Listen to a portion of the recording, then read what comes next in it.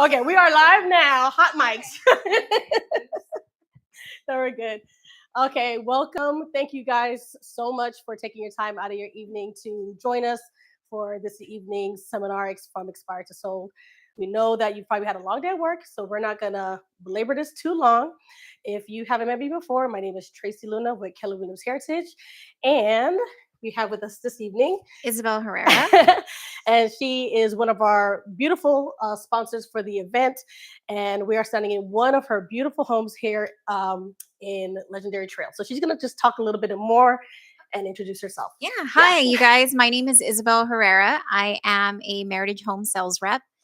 Just to let you know, we have 15 communities. That's going to be throughout New Braunfels, Cibolo, Schertz, and all of the San Antonio market.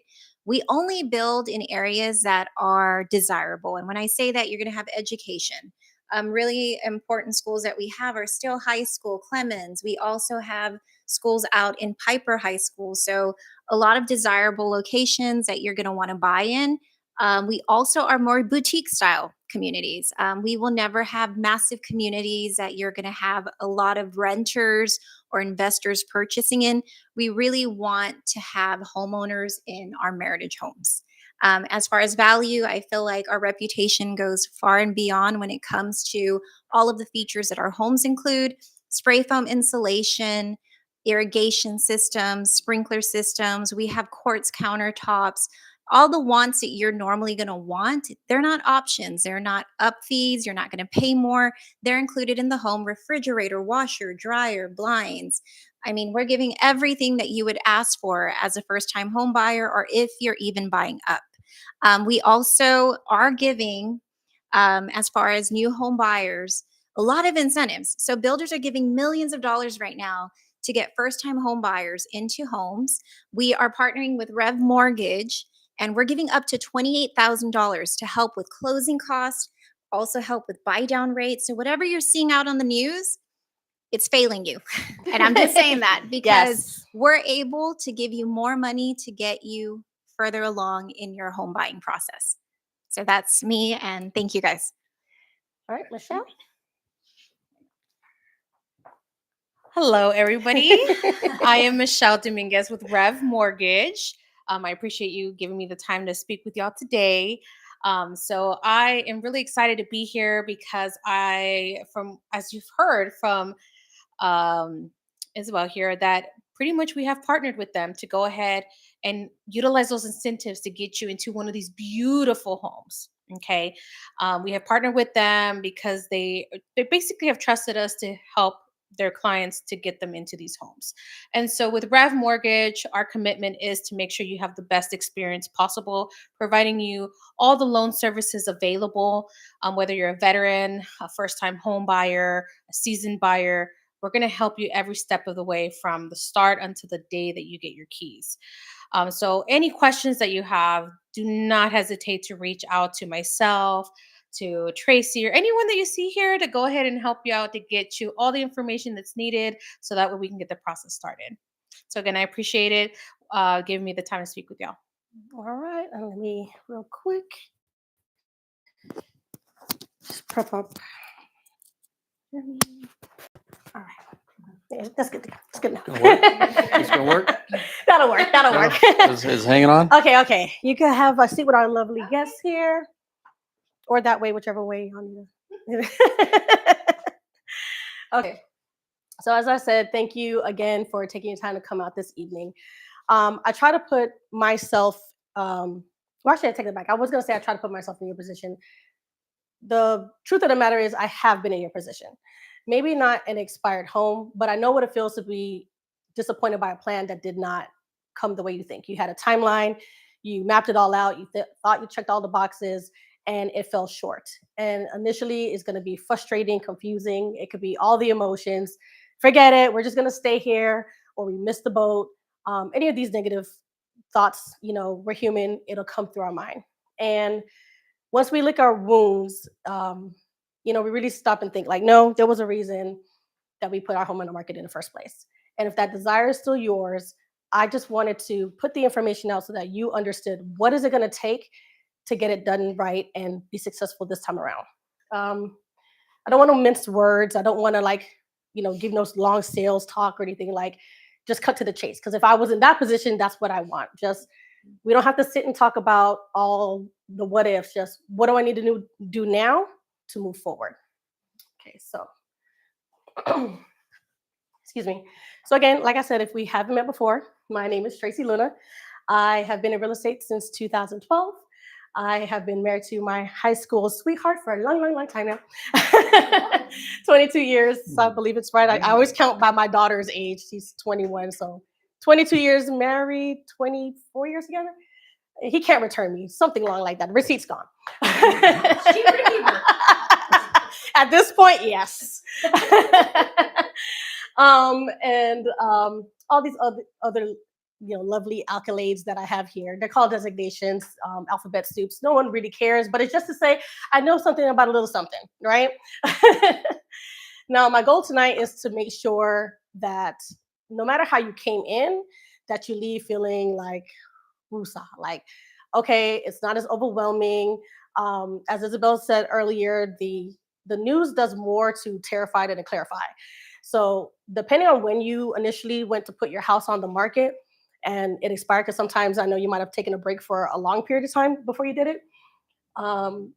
Depending how the news is, new presidencies and different things happening every day we turn on the news, you might think like, is now even a good time to sell my house? Did I miss the boat in 2021, 2022? I don't want those fears for you to leave with those same things tonight, right? I want you to feel like, you know what? We got this. There's a team that's going to help me through it. And we're not going to, let the news scare us. We're just going to do what we got to do and get your home sold this time around. So the main thing I want to attack right now is that and I almost didn't put this word in because I know we're live streaming to YouTube and I don't know how sensitive they are about certain words. So there's 3 silent things that could unalive your listing. Let's just say it that way. I don't know if YouTube's reading the words. They're gonna put like a blur there, but and it falls into 3 categories. You're gonna have price, preparation, and promotion, and that's what us 3 are gonna go ahead and talk to you about today. So I'm gonna start off by talking a little bit about price and how that can harm you. So one thing, or the main thing, would be pricing too high. And what could that look like? That could look like telling yourself, you know what, we're gonna pad a little higher to leave room for negotiations. But what you're actually doing is just, my pointer's not working, it's okay. You are negotiating against yourself. Why would you want to negotiate down, right? Wouldn't you want to put yourself in a position to negotiate up in terms of terms and a bidding war on your house? And then in this day and age and in the United States, it's not very common that buyers feel comfortable negotiating. And though you might think, well, great, they're just going to give me my padded price. No, they're just probably going to say your price too high and I don't want to deal with them. They're unrealistic about it. Or it might not even get seen because you could have priced yourself out of what your home would have gotten sold if you were a little bit more in line with what the market was saying. It could also look like you saying, well, I need to net the certain dollar amount, and padding that into your price, even though it's far above what market is saying. So my question to you tonight, and please feel free to be interactive, makes it more fun. Raise the hand if you have purchased something purposely overpriced because you knew the person who needed it or were selling it needed that money. You've bought something from somebody because you knew they needed the money? Really? What did you purchase? I'm curious. It's just helping someone out. Oh, no. Okay. Well, that's different. I was like, the first time I've done this class, I was like, oh, okay. It was a help. All right. But I do appreciate the interaction. Well, to be honest, that's not any of us now. A lot of us spend like an extra hour and a half on Amazon looking at reviews, just to save $5 on a water floss pick, So no one is saving up their money in this economy to buy a house to purposely, because let's be honest, they have access to the same information you do. They know what things cost and purposely overpay for your house. It could also look like you saying, well, I don't fit any of those 2 things. I'm more realistic, but did you see this new laminated hardwood that I put in? any repairs and replacements that you do, it's not an improvement that raises the value. It just puts you back in the game. The appraiser expects there to be a functional house on the roof. I mean, roof on the house, roof on the house, right? They expect things to work. So if you replace the water heater because it was going out, if you replace, windows because they were cracked, you can't say, well, I spent 2,500 on new windows, so I'm going to add 2,500 to the house. That's not how that goes. Now, of course, there is some credit given for these improvements that are done. I'm not saying they're worthless. Certain things have a good ROI on it. And it definitely puts you maybe back in the top range of, if the market says you can get, anywhere between A and B for your house, you could say, well, I kind of demand B because I have these newer things, but it doesn't put you outside the range. That makes sense to you, right? Can't price it above it. And then, of course, it could be like ignoring the facts and using other people's opinions. And I know that's no one here. I'm not accusing anybody here, but I'm just saying, what's a situation that could look like? That could look like, well, Zillow said. I don't know when the last time Zillow came to your house and saw it specifically, but it could look like that. It could look like well-meaning grandma was like, this house back in my day, so therefore this has got to be $1 million. Or, like I say, just a little bit more realistic. It could be friends, family saying, you know what, I saw a neighbor's house down the market and it was listed for 500,000, not knowing it never sold, or they had several price reductions and is actually now at 350, or whatever the case is. They don't know that information because it's not public facing information. And it could also look like a dirty little secret in our business that I don't mind sharing with you tonight. And it's called buying the listing. That is when an agent's going to come into your property and tell you sweet nothings, because they know if they say, I will do the work for 1% commission and sell your house for $2 million, how are you going to say no to that? And that is after you would have to ignore the facts of what is presented to you in the comparative market analysis, saying, well, this is what has sold in your area. This is what the current competition is. No. We don't want to see that. Agent Joe over there said, well, not Joe, that's Jeremy. Agent Joe over there someplace said, I could go, you know what, I think, and be careful when they say I think, because who am I? Am I signing a check for you guys? What does the market say that is the highest potential to get out of your house? So those are some things that could unfortunately cause a person to fall into that pit of pricing their house too high. So again, when you come to pricing your property, some of the factors that you need to that are more realistic, would be the market conditions, right? Are you in a buyer's market, a balanced market, a seller's market? Right now, we have been for a while transitioning to a more normal balanced market. And in some pockets, it's more of a buyer's market. I actually like to let people know, like, when it comes to the real estate market, it really is like the weather. It's hyper local and it's always changing. So what's happening like here in Cibolo, where we're at, is not going to necessarily be the same conditions out in Converse, Schertz, Live Oak. It's going to be different. And then even in those areas, you may have some subdivisions that are very popular and have a different kind of climate than would in other areas. So definitely get with your real estate professional, and they can let you know what's going on in a bigger picture in terms of, maybe what's going on in Bexar County or Guadalupe, and break that down to your neighborhood so you know what you can expect moving forward. Of course, physical qualities of your home, the condition, of course, but then think about some things like your neighbor across the street is selling it for X amount of dollars. Okay, we have similar layout. We're across the street. Why not? But if your house has a power line running behind it or some other kind of undesirable quality, or you're right on a busy street and the other neighbor has a nice, beautiful view, or it's not on a busy street for some reason, it's going to play a factor as well. And then, of course, the competition, which I think we could all agree is very important to know what your competition is doing, right? Like I mentioned earlier with the Amazon example, we're going to comparison shop, and especially with a house. So you're going to want to know what you're up against, and we always want to make sure that you are the obvious choice when it comes to what the buyer is going to see in terms of value, not just price, but value overall. And competition is ongoing. So even when you get a comparative market analysis done and we say, you know what, we feel like this is going to be the best initial price to bring you to the market. If right before we get to the market, you have, 10 more homes come on and 3 of them are fire selling, that could affect, where we position ourselves. So, or after you're been on the market and you've got more properties that come on the market, those competitions could affect your property as well. So keep competition in mind and remember it's ongoing. Don't get too stuck on your first initial number, but we'll talk about that a little bit more later. Another thing is slow reaction time. And so that would look like, I know, don't you just like love my little if you guys work with me, you're gonna know I talk to you guys in GIFs and emojis. I feel like the best way to communicate what I'm trying to say. So, not adjusting to the market's feedback, right? Which is kind of piggybacking on what I was saying a little bit.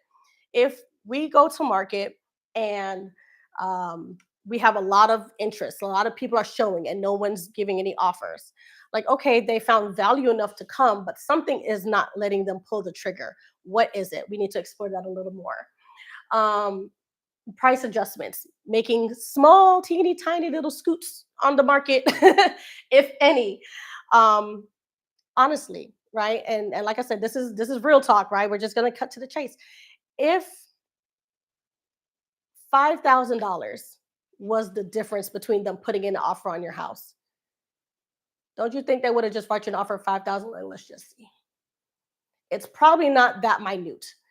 And then, or even it's not on here, but I just want to say, be careful too when you do their little price adjustments that you don't price yourself under a bracket that could miss out on a whole group of buyers. And what I mean by that is, if you ever go on Zillow, which I know we're all guilty of, or any kind of search engine, they have, search for homes between this price and this price. So when you price your home $299, $999, okay, those 999s, that works for the dollar store. Okay, that works for Walmart. That doesn't work for listing your house. You just missed out on anybody searching for homes at 300,000 up.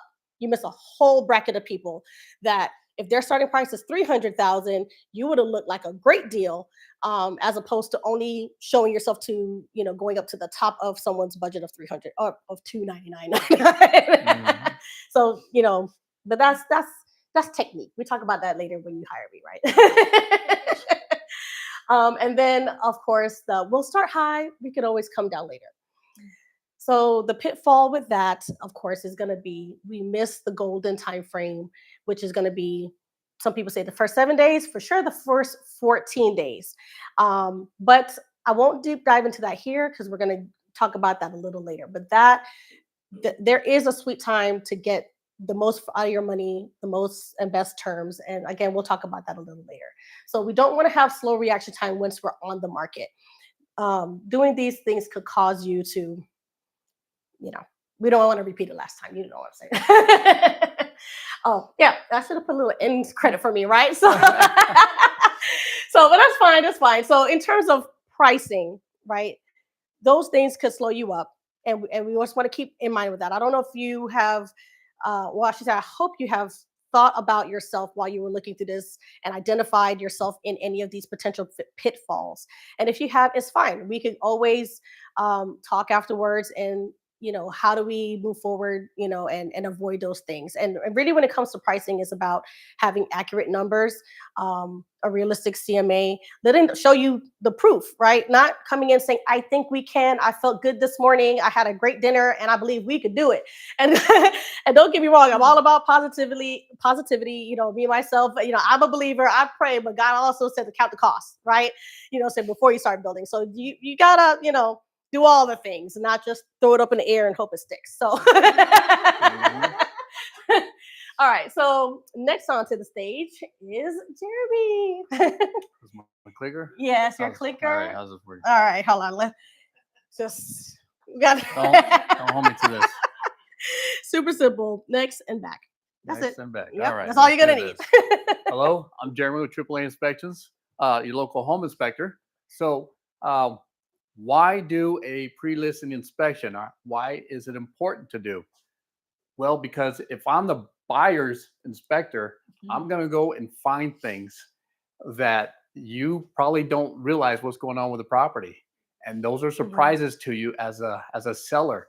And so as a buyer, they're going to come back with trying to negotiate a lower price or what they can do to mitigate those issues with that home.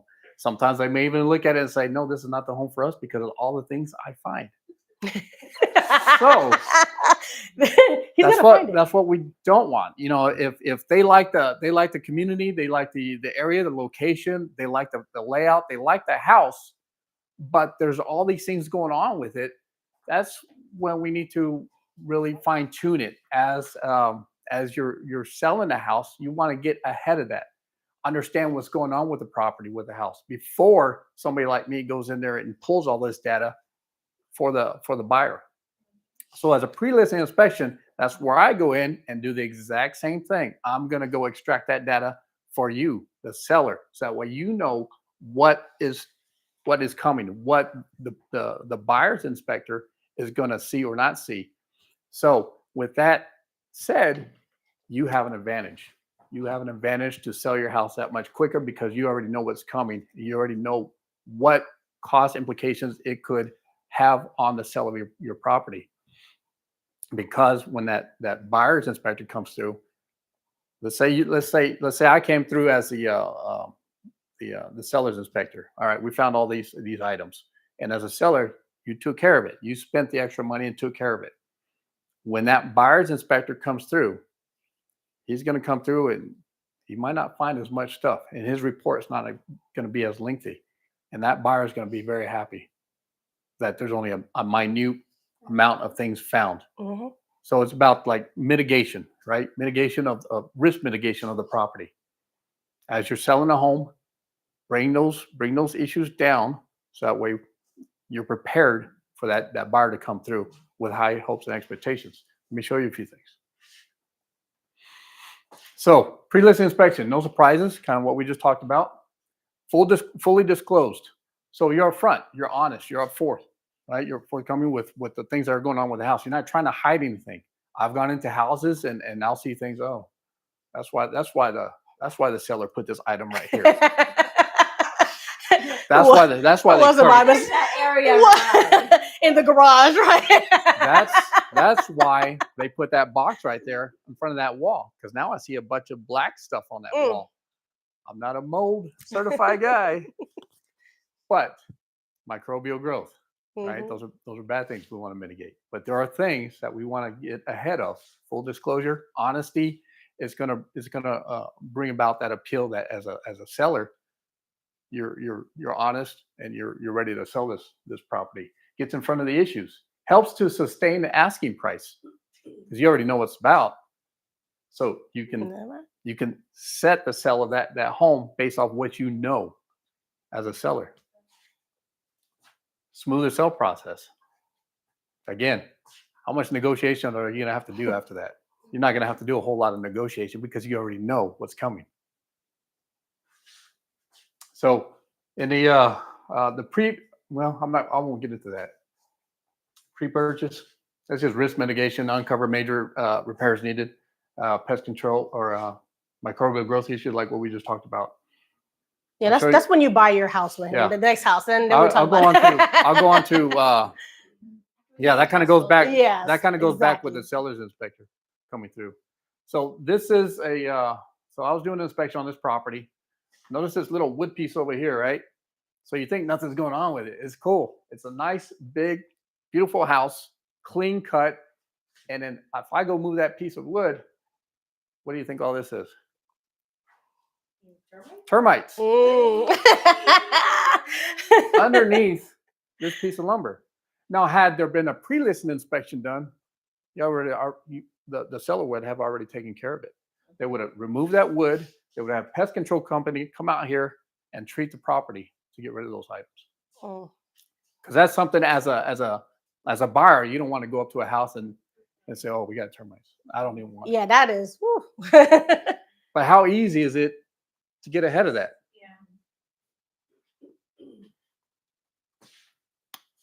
The boot cover on the roof. How many of us climb roofs to see what's going on with a house? Nobody. Yeah. Nobody. I'm I'm getting better and better at it. My life insurance has kicked up a little bit more. So getting on the roof, when we see these sort of things, this is a boot that's kind of cupped in, and this is like a water intrusion concern, because when you got this cup, it's going to retain water during the rain, potential for leak into the attic space. Now, as you're selling a house, you're not going to see that because you're not out there checking it out. The buyer's inspector comes in, sees this thing, all right, now we got roof issues. I need to get a roofer out here. What's that going to cost to fix that? Or this is a clean one. There's other examples I've ran across.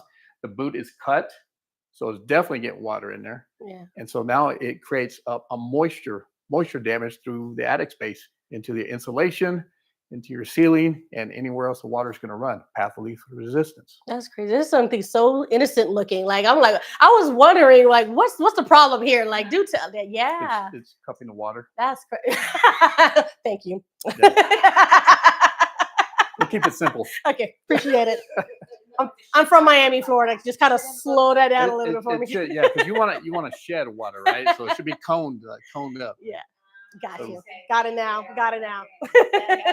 All right. I make things pretty, not functional. These are things we're looking for. Next item, in the electrical panel. Nobody's going to get an electrical panel because potential death, right? Get electrocuted. This is a fire hazard condition in the sub panel. So as I look in there, and this is, let's say I'm the buyer's inspector, I see this thing. All right, buyer, now we got electrical issues.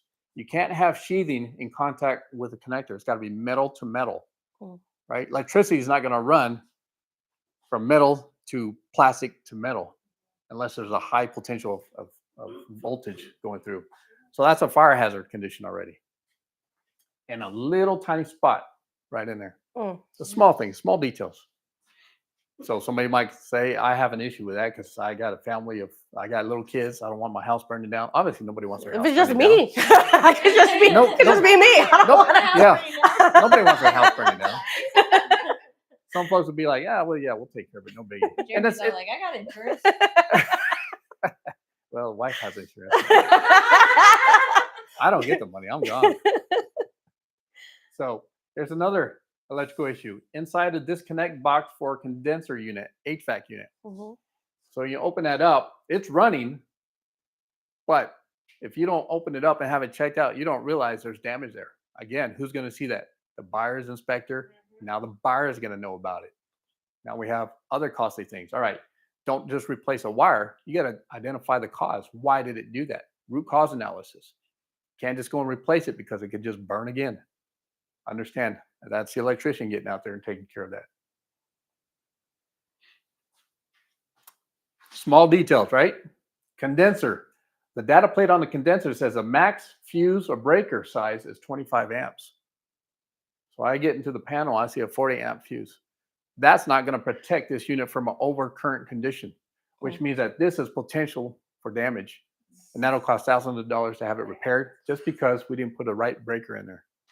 That costs maybe 40, 50 bucks. Yep. Plumbing. What is that? No. Glad you asked.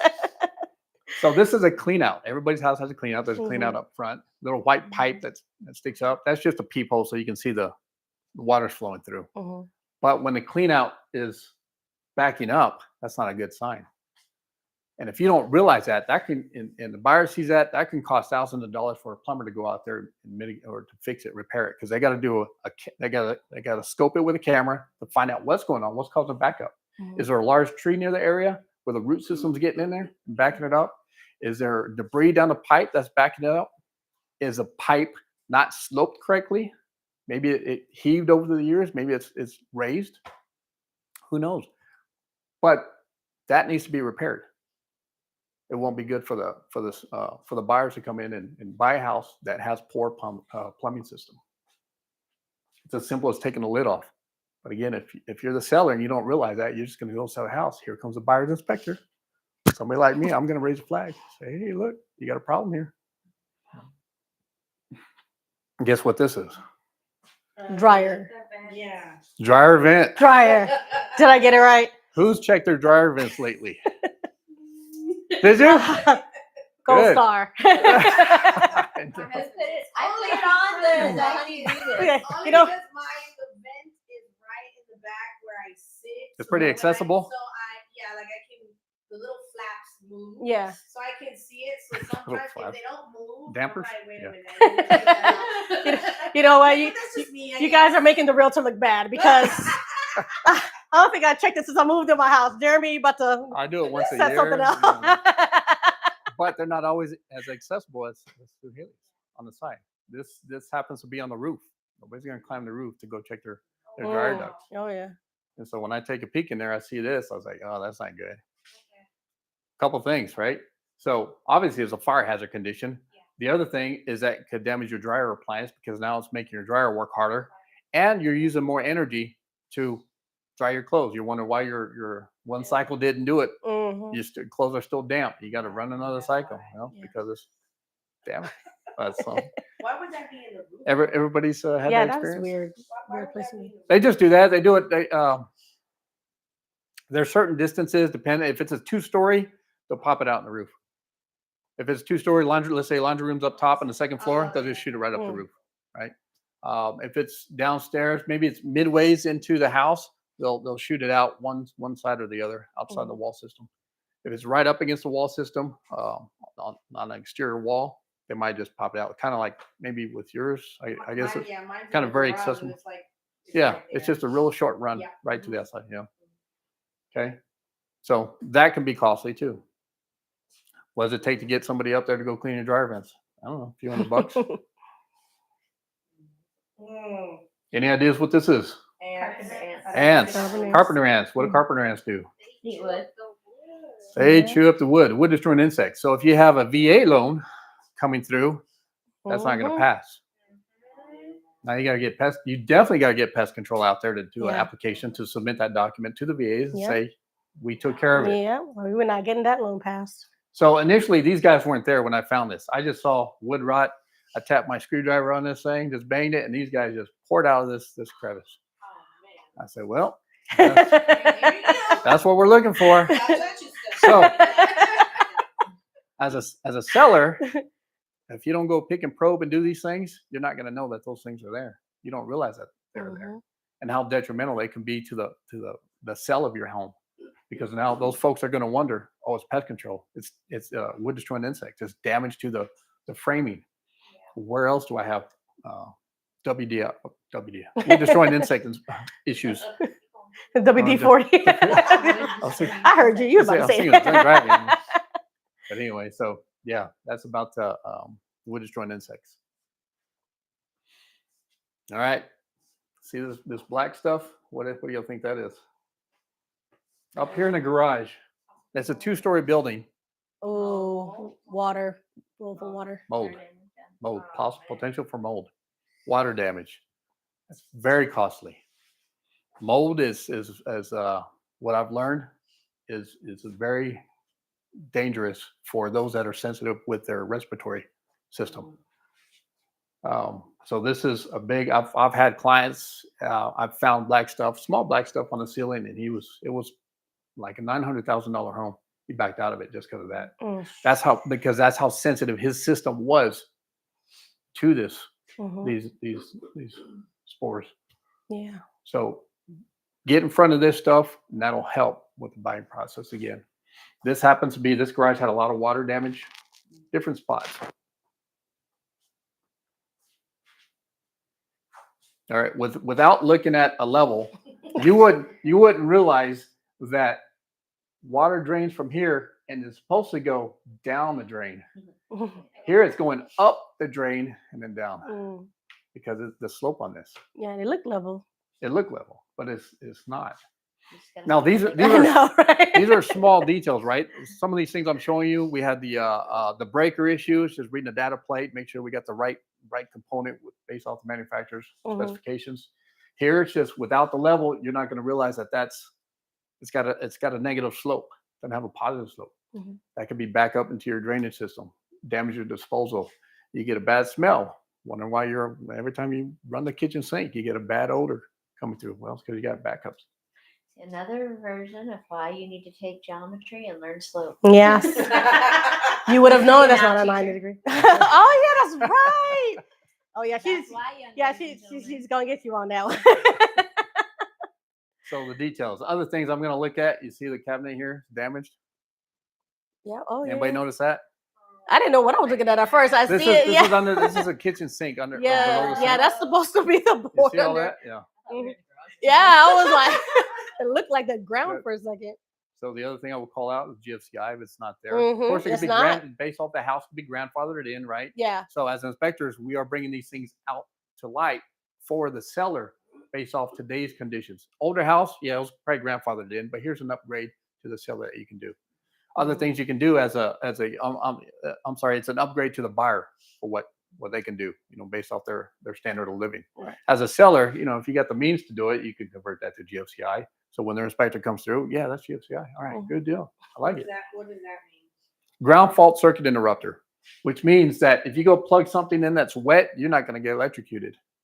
It'll flip the. It'll switch pop- and it'll- none of your it'll plugs, pop and then the- your it'll house pop will the work, breaker. and then you'll dig and have Yeah. to find the GFCI Yeah. reset switch, which is in some random bathroom upstairs. Mm-hmm. Yes. Yeah, Yeah. for the master bathroom. Yeah. Exactly. My kitchen sink looks like that. Uh-oh. Why I Uh-oh. That is good. This is I why need to go we're do a here. maintenance inspection on your house so let you know what's going on with it. Yep, my house is very old. Yeah. Take me all day to get through it. All right. Yeah, I'm sure it was probably flagged by the inspector, but grandfathered in, And meaning it's not that low either, but I'm looking where it looks very similar. I'm like, So, other things we see. This is the HVAC system, the coils to the HVAC system. I just have my taken care of today. so this is fresh for you. You're still traumatized. Good. So it should not look like this No, not at all. at all. It should look clean cut. You got your fins and your channels for your HVAC or for your Freon to run through, and then your blades. But it should not be caked up because now you can't do heat transfer properly. What is that, dust? It's dust. Yeah, it's dust. That means they're not maintained. They're not like. So the inspector's going to Mhm. look. As a seller, you could probably put in a clean filter and then act like everything's good, but the inspector's going to get in there and find Mhm. these things. I'll find these things and I'll present it, and then the buyer's going to go. That's Yeah. going to cost hundreds of dollars to get it. Mhm. To have an HVAC guy come out here and maintain a unit, clean it up. Mhm. So Time's up. the timing We was are perfect there. on that. this is it. It wasn't, but it was perfect timing. So the advantage of a pre-listing inspection gets you ahead of these things that you just seen. We want to not allow the buyer's inspector to bring up all these deficiencies within the home and present it to the seller saying, I want all these fixed, or turn them around. You don't want the seller you don't want the buyer turning around at the front door and say, no, I don't want this house because there are way too many things going on with it that I just can't handle. I can't deal with. Yeah. So they move on to the next house. Yeah, and this is why now I don't know if you guys, while you guys were on the market, if you ever did get a buyer and they backed out, if you even got to that point where you've gotten a lengthy inspection report. But I know sometimes. Well, I preach. I try to say like, look, get a pre-listing inspection, get ahead of these things so that you can look at the report. And after you've had your heart attack because you didn't know half these things were going on in your house, because I mean, just the few slides he had, I'm like, let me go revisit my house as much as I'm preaching about it, right? But you can take your time and address those issues prior to putting your home back on the market, or at least say, okay, in the back of our mind, if the buyer's agent, the buyer's inspector catches this thing, we're not caught off guard, we're not offended. Sometimes, unfortunately, sellers get offended. We're like, oh my God, they're trying to say my house is a piece of junk, and I don't want, and it's not that. Like he said, the truth is, we're not tapping on the wood to see if carpenter ants is going to come out and things of that nature. And those things can affect your price. Now, are we going to say, well, I don't have the money to fix the carpenter ants and the termites. Are we going to adjust the sales price? Are we going to give a credit? But you don't want to have to do those things with the time crunch when you're under option period, or even for the buyer to just walk away and say, you know what, I don't even want to deal with it. I don't even want to negotiate next house, So this is why I always say get a pre-listing inspection done anytime, wherever possible. Jeremy makes it simple and easy for you to do. So thank you so much, Jeremy. Okay. Yep. All right. Thank So let me get your mic, and next coming to the stage. Ooh, look at that. That was That that was an audible, yeah. Okay, which way am I doing now? Okay, so wait, we're backwards here. Whichever way feels comfortable, but this will Okay. be advancing the next slide. That's and number backwards. advancing. Yes. Okay. Faith, everybody. Hey, I am Faith Yeah. Brown, and I'm the owner of Set This.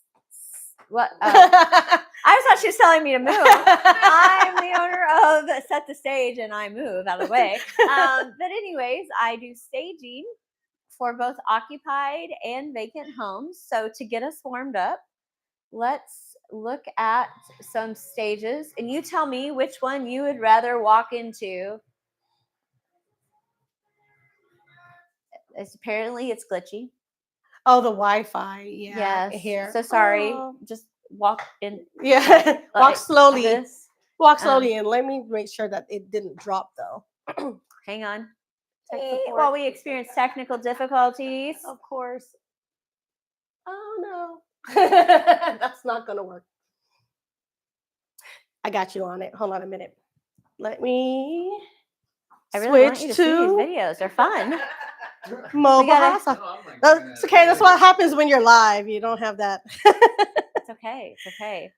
We Go can on mobile like hotspot. do some dancing. Yeah. I'm down for it. Wait, Tracy's a much better dancer. We should bring her up. I was gonna say something, but I think YouTube would probably take it the wrong way. It's not what I meant. Right. Is it working again? Let me see. Maybe click it again. Okay, there we go. All right. So if you're looking at this, if you're on team A or team B, which one do you want to walk into? A or B? Oh, and it stopped again. B. Okay, B. Oh, They're going with B. They're going with B. Okay. If it stops again, I think I got a solution. Okay, it's acting right now. Okay, there we are.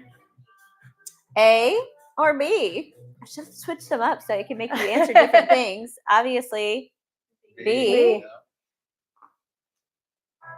So this gives you an idea of what staging is and how it changes your home. That's how it changes your home. You good? Mike? Okay. Now you'll notice that I'm not giving you very much of this. I can't remember what my next slide is. Nope. Okay. Okay. I didn't give you very much of this. So my question to you is yes, price matters to a buyer. Yes, location matters to a buyer, but largely your buyer is reacting what way? It's a emotion. Good job. So gonna say that. Largely, So gonna say that. the people that are walking into the house that you're selling, that it is an emotional decision. So now that we know that it's an emotional decision, tell me, how many seconds do you think you have to make that emotional connection with your home and the buyer? Wait, before you answer, I wanted to say this. Say your numbers, and whoever gets the closest is going to get our door price tonight. Because remember, I said you guys are going to get a door prize, which is coming. So whoever guesses the closest is going to win it. So okay. I'm not. I have a slide that says the number, so yeah, I so can't fudge. It's fair. Is there a range? No, you there's can't give a me number. range. That's a The number. There is a number. Okay, 5 seconds. Say your number. 3. I'm not gonna play. I already know. I said 5. Oh, that's right. You did. So see you the said 3? slides. 5, 5, 8. 8. Final answers. Okay, the answer. The suspense. Okay. Oh, So this 8 seconds doesn't only apply to what they see online. It's the walk-up curb appeal. It's the repair of the home. It's how the home looks. And when they walk in, are they getting wowed or are they seeing a vacant warehouse? Or there's some other things we're going to talk about that they could be seeing. So 82% of buyers say that they can visualize the home themselves in your home when it is staged. Mhm. Now, if you're not vacant, we still stage your home. There still has to be things done in order for a buyer to walk in. We don't want the buyer to walk in and say, "Oh, Jeremy has a nice home." We want the buyer to walk in and say, "Oh, this nice home can be mine." We want them to walk in and we want your home to tell a story, whether it's your stuff or whether it's somebody like me coming in and staging your home with my stuff. We want them to say, "Oh, I can imagine my kids sitting here doing their homework at the island. I can imagine my family hanging out watching the football game, not the Cowgirls, the Texans, maybe somebody else. Obviously I'm not a Cowboys fan. We can watch somebody, hanging out in the backyard. So we want your house to tell a story. We don't want your house to be a distraction. And so there's some things that we can do. So what sets your house apart? Because there's lots of houses on the market right now. And you want your home to stand out. Price, the repair of the home matter, and these small things that make a big difference. Have your home cleaned. Make sure your home is clean for pictures and for showings. You want the walk-up value. You don't want mud and everything and years of filth on your sidewalks and your driveway and then tell nobody to park so there's no marks, But including the power washing. You want to complete minor repairs, like Jeremy was talking about the major things. But if your dog chewed the crown molding over there and you can get a little wood putty and paint that should probably be done. If your kids are like mine and they're rough and tough and you've got corners that are all cracked and missing paint it. Just do those simple repairs because those things make a huge difference. Neutral paint. So if you have any wow paint in your house, my suggestion is that you unwow it. Your laugh makes me think you've had it in yours. I have a whole living room wall that's like a bluish teal color, and the ceiling is teal. Okay, so it's fun. It's color drenched. It's perfect for you. It's perfect for you. But But when you- remember that we are selling your home to Yes. someone else. And so the emotional connection that you have to your home needs to go over there because we want somebody new to come in and we want it to become their home so that you can move on to your next dream home. That's right. And put the teal walls in that house. Yes. But we'll also do the doors now that color drenching is in. We'll do the ceiling, the doors, the everything. Teal. Mhm. Okay, lighting. We want to use bright light bulbs because that helps your house look more spacious, more open, more airy, more lighted, rather than and when we're talking about selling our home and staging, it's not necessarily how we live. We have to remember that we are showing something. It's on a stage. So it's not how you're going to live. And we just do this temporarily so that we can sell our home as quick as possible for the biggest return on our investment. Mhm. So decluttering. This is actually a home that I went to and I did an occupied staging consult where I come in and I help them figure out what they need to do to have their home. They're going to be living in it, what they need to do in order to sell their home. So this lady's office right here, what do you think I told her? Well, besides declutter, what do you think she was allowed to leave on this desk? To show that it's Mm-hmm. an office space. Absolutely. The only thing that she was allowed to leave was I gave her a choice, the laptop or the monitor. And everything else gone. And it is actually gone, and it's listed for sale now. Awesome. I do check in. I see. I like look at those when those listings come up. I'm like, oh, they didn't do what I told them to. And also depersonalizing. So on this right here, of course, I said, oh gosh, I love the pictures of your family, but we don't want the rest of the world to see this. Mhm. And so we're going to take them off because we don't want them online. Number one. Number two, when somebody walks through your house, remember, we want them to think that it could be their house. We don't want them to see pictures of your lifestyle. We want them to imagine their lifestyle. So that's why we depersonalize everything. And we want to arrange furniture to actually fit the room that it's supposed to be in. So, for instance, in a $1.9 million home that I recently staged, they had a breakfast nook, but no breakfast table. Instead, they had a Pac-Man game machine because their son plays Pac-Man before school. And I said, okay, that's great. Let's move that upstairs or to the garage. And we're going to bring in a breakfast table for you.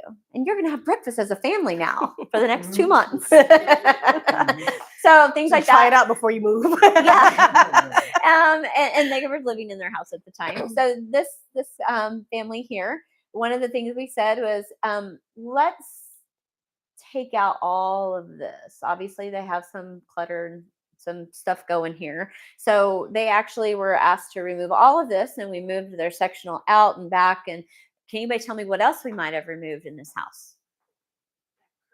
That's right. We removed that curtain. And they're like, yeah, when we bought this house a few years ago, we thought we were going to take those down. We just never got to it. And I said, well, we are going to take it down because this shoots you right back into the early 90s. Yeah. This house in Stone Oak that I just looked at.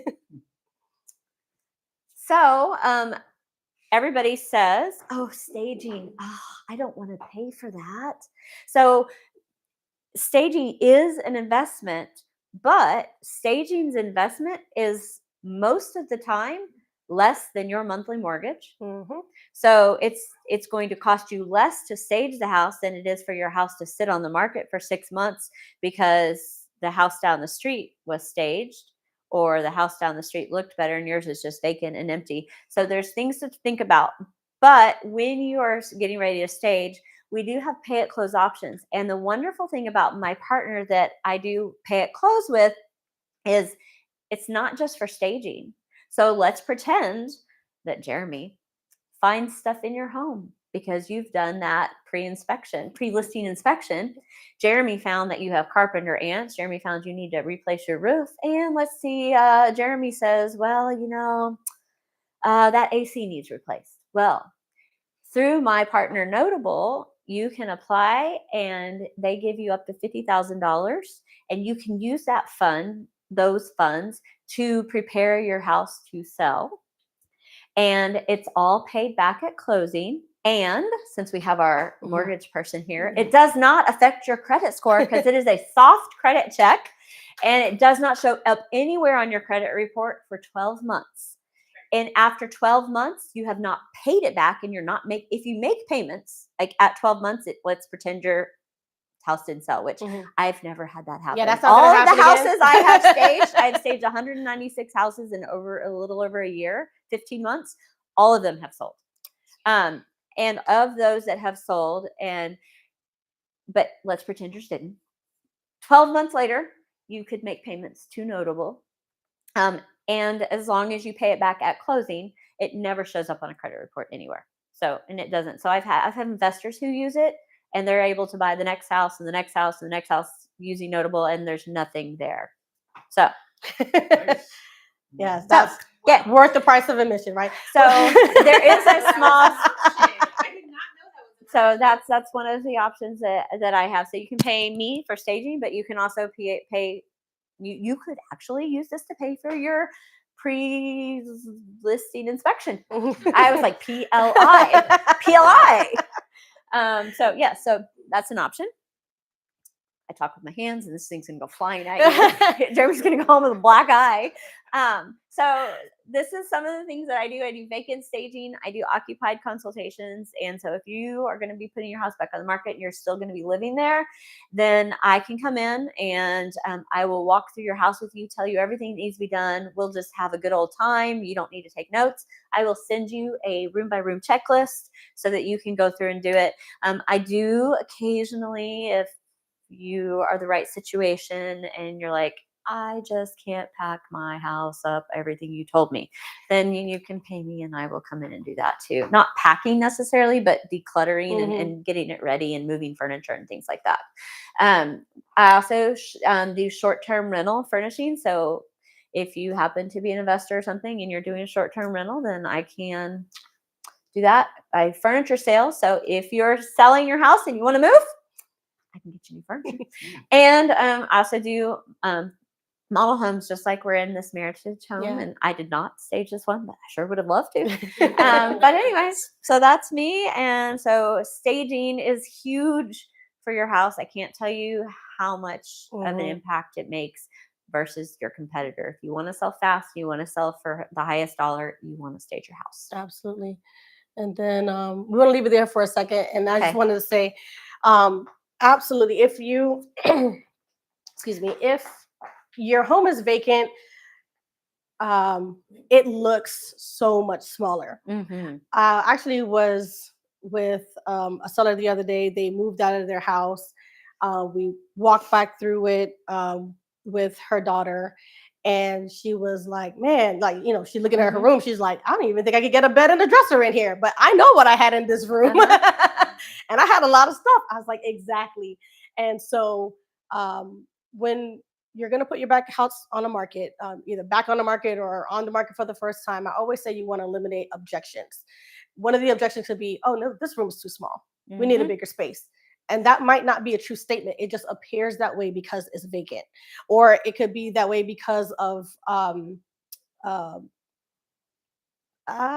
want to be careful with my words. Sorry. Because of certain furniture pieces. There you go. If you have it too big. Too big, Yeah, bulky, too big, too dark. Right. There you go. You know, so certain furniture pieces may not be the best fit for a room space. So that's where someone like Faith is going to come in and say how we could rearrange your furniture or move it to another spot or use her own. But there's that. And then also the fact of if you were in a situation where you may be expired because like, look, I know I needed to stage. I believe you with it, but I didn't have the liquid, which is a lot of sellers nowadays that we are, you know, equity rich, liquid poor, right? like the heart is willing. I just don't got it in my bank account. Don't worry about it. Now, you know, like new information for some of us here, right? So now when you get ready to relist your property, we could go ahead and put your best foot forward and you don't have to worry about, well, where's the money going to come from to take care of all these things that Jeremy said and Faith is saying. So now we got a solution for that. All right. So to wrap up today, we're ending on like promotion, right? So price, prep, promotion. When your house is on the market and when you're getting ready to put it back on the market, the question is, do you have a plan? Did you have a plan? Or was it just to put it on the MLS? Now, of course, I can't speak for what anybody else's plan was, but I'm going to let you know how I do things, right? So I created a program called Sell Smart Advantage, and it was based on data and statistics that the buyers are telling us, hey, this is what we're looking for. This is how we're looking for it. And the thing is, I'm not a gambler. I don't like to gamble, and I'm definitely not going to gamble with your stuff, right? So instead of guessing what a buyer is looking for, just listen when they tell you. This report by the National Association of Realtor comes out every year, and it tells you the profile of the buyers, their age, you know, saying their family size. Do they have kids? Is it more likely that the person interested in your house is looking for a family home or bachelor pad? You know, all these different characteristics, not just, you know, oh, I think they would like this. So what are buyers saying? Well, they're telling us that 72% of them are using mobile devices to look for the next home online. they're also telling us what they're not doing, which I already know. I'm just gonna say this. I know I'm gonna get the backlash. It's okay, bring it, because it's the truth anyhow. They're not finding the houses at open house, your house at an open house. So I know I'm gonna let you take a breath. What do you mean?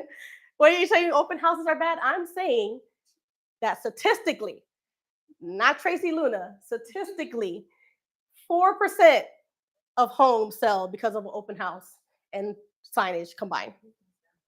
4%. But I would argue yes, that if you have a good online presence Mhm. and they see your open house online, they go to the open house because they see that there's an open house that weekend.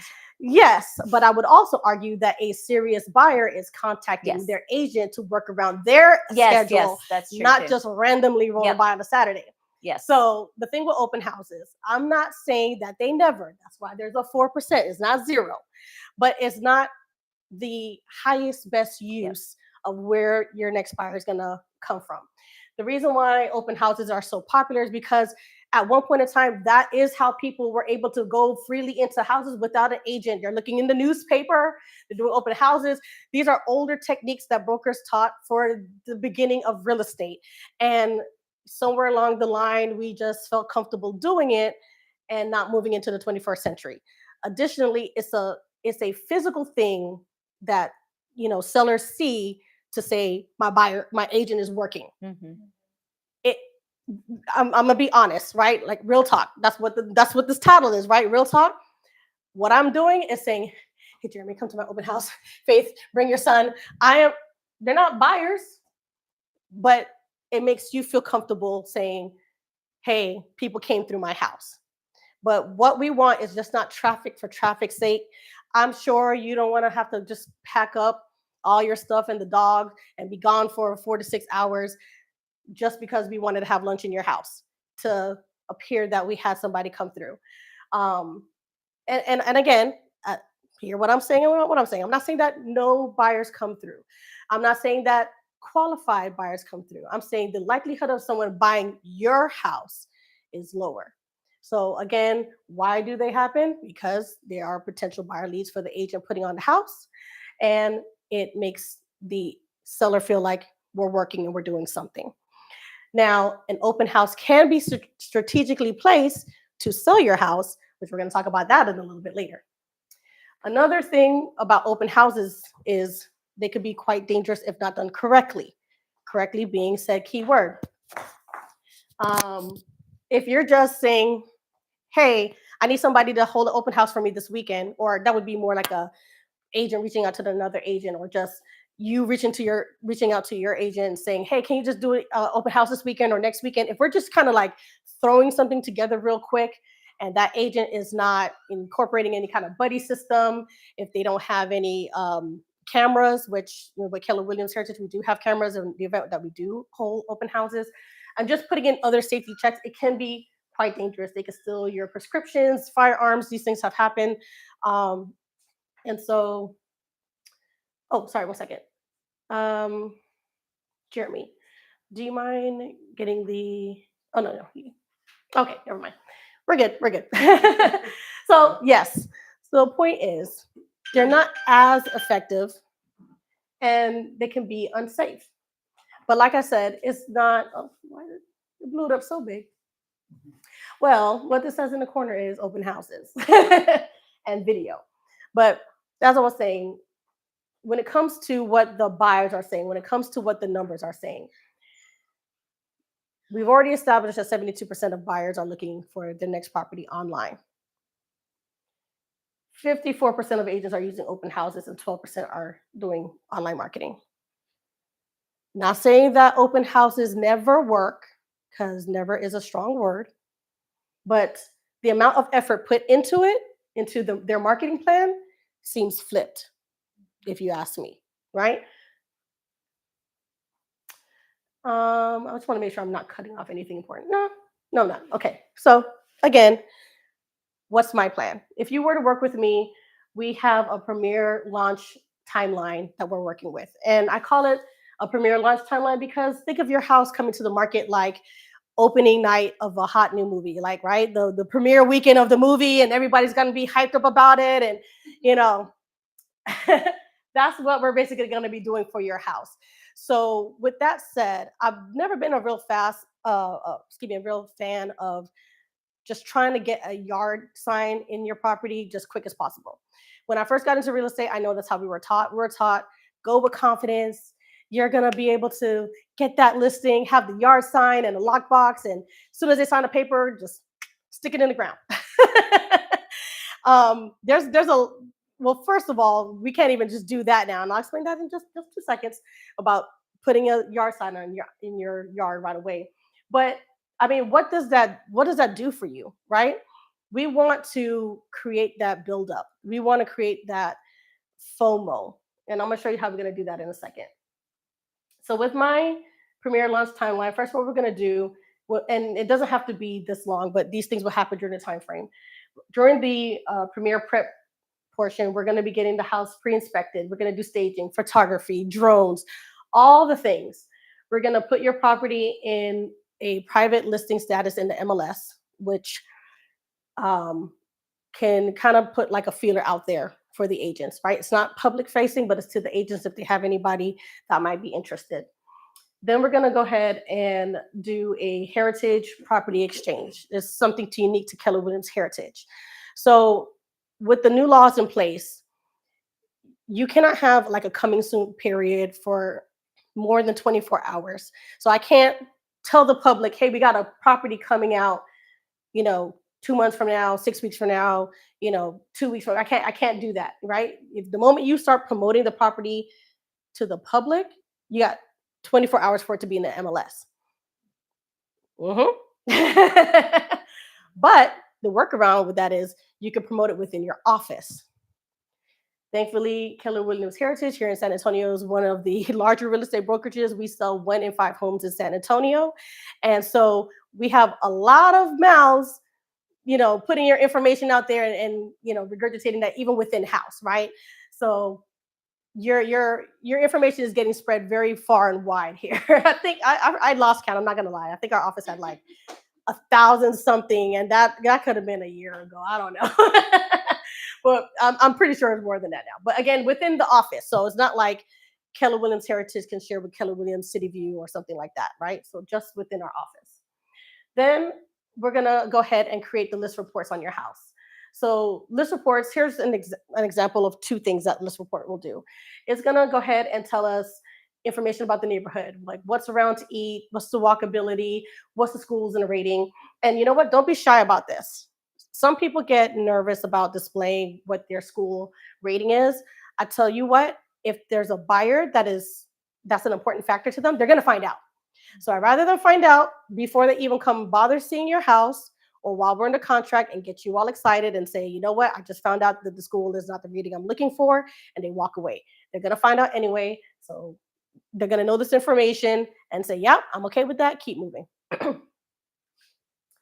So we're also going to have a single property website. So yes, your home is going to be on the MLS. It will be syndicated out to Zillow and everything, but we're going to have a specific property just to you so they don't wander off.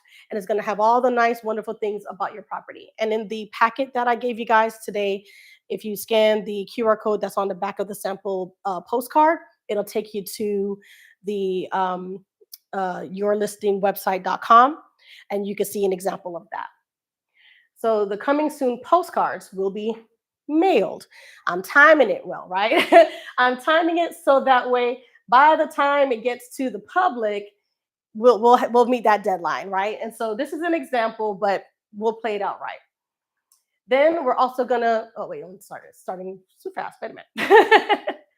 Then we're gonna go ahead and schedule out the social media ad campaign so that when we're able to go live, all those videos that, like I told you, we're going to take during the preps, once the house has been staged and everything, could go live right before we hit the market, right? 24 hours before, because we want to start building up. So this is an example of one of the videos that we would do on your house as an example.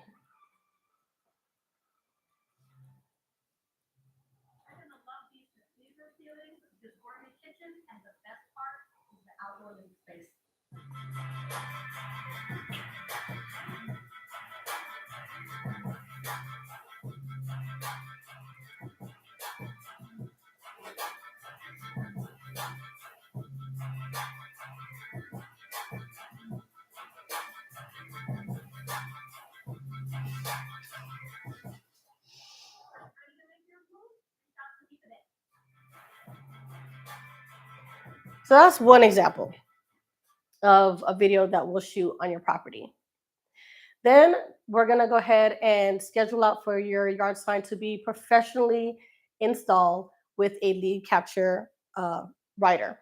So professionally installed. Why professionally installed? Isn't it just those things with the hammer? I saw my other agent just.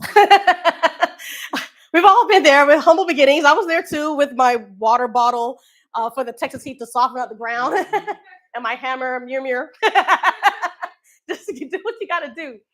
But the signs that I use are professionally installed by a company called SA Post, and so it's going to be a 6-foot colonial style yard sign, with lighting, and the lead capture writer. What that will do is, if they were to text a particular word, right, and I have several different ones, they have to say different things, but if you text open house to that number, they'll get their digital flyer, for your property right away. All the information about the house instantly, day or night, because like I said, we got that solar lighting, right? And that's good and all, because now we don't have to worry about the neighborhood kids taking your outdoor flyers and doing paper planes or spitballs at school with them.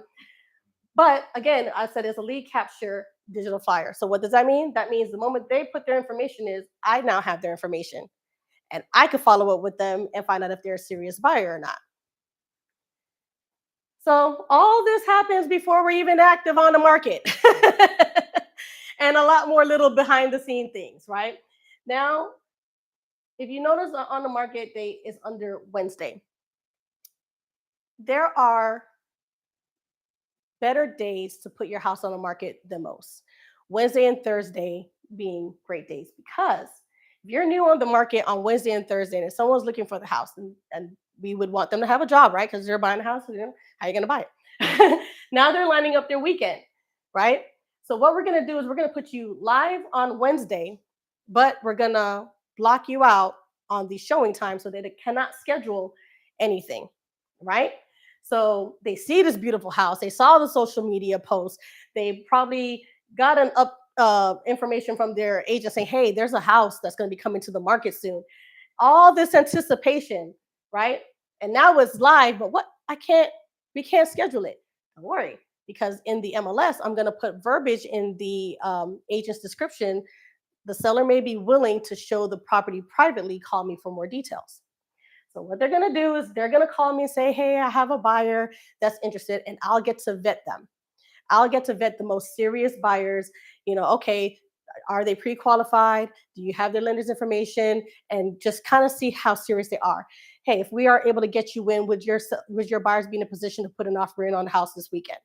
So once we've established we have serious buyers that are ready for your property, we will give them the okay. Now the buyers are ecstatic because they got the in. They're happy with their agent. We just made them look good and they're excited. They don't know I'm going to do that with anybody that's qualified. So they're going to show up all in a 1-hour window. Okay. You're all going to show up and see each other and do the whole Spider-Man thing, right? Yes, we're all here for this house. And we're going to put them into that 1-hour window because we want them to see that. We want to create that FOMO environment, right? And so now they're in the house and they're like, oh my gosh, it's got the backsplash I wanted. Oh my gosh, it's got the gas range I wanted. Babe, we got to get this house. But they're kind of whispering because somebody else is looking at this house and like, do you see all these other interested people here? Oh, no.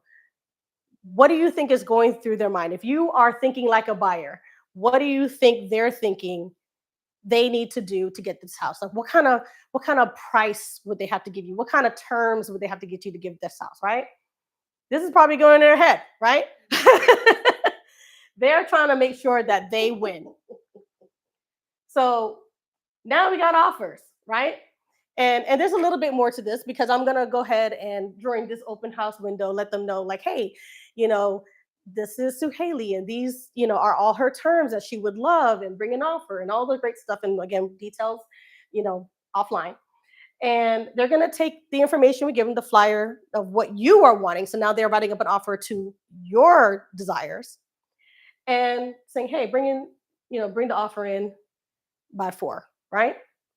So they bring an offer in, but I don't just turn that over to you.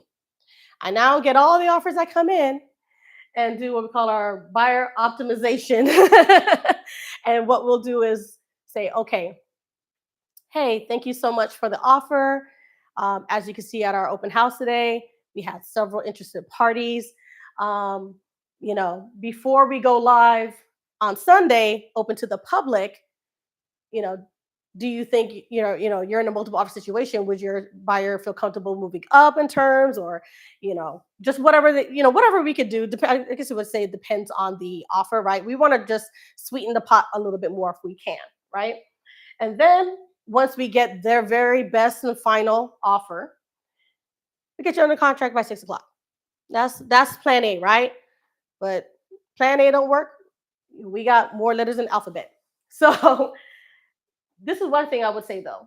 If you get offers that come in that Saturday, be careful not to get burnt playing a game of, well, oh my gosh, if I got all these offers by Saturday, well, what's going to happen on Sunday or Monday? Because remember, first of all, we did all this prep to get all the most qualified, interested people. These are all the people that said, we want your house and we're interested enough to come on Saturday.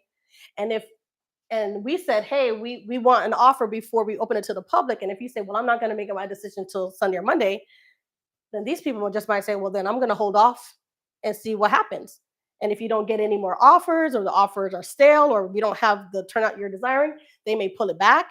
They may adjust it because, now the card may look a little bit more in their hand, right? So, but let's say, like I said, no one shows up, or the offers come in slow, or whatever the case is. Like I said, plan B, we open up to the public. We get more offers in on a contract by 5 o'clock on Monday instead of Saturday, right? And of course, that is the main goal, to get you under contract in 65 hours, right? That is the overall goal. Now, is that always possible? First of all, this plan is a great plan and it does work. And there's statistics that support that. But I'm just saying, in the event it doesn't, because everyone's scared about, well, what about the market and the homes are sitting longer and everything else? We'll have a conversation, because yes, it's true. There are certain days on the market that we're dealing with when it comes to, like I said, Cibolo, maybe if the average days on the market is 50 days. Yes, the average days on the market is 50 days, but the goal here with this plan is to beat the average days on the market, right? So, like I said, if you sit on the market, beautiful home, same beautiful home, right? But now we're, like I said, average days on the market, 50 days. Now we're 90 days on the market. Again, we're thinking like a buyer. We're 90 days on the market. We're 365 days on the market. I saw that. Actually, I saw 395 days on another property not too long ago. Not my property, another property. But we're sitting on the market. But it's the same beautiful house I saw earlier. But it's gotten that stale. Now what's going through your mind? What's wrong with the house? Why is it still here? There must be something wrong with it.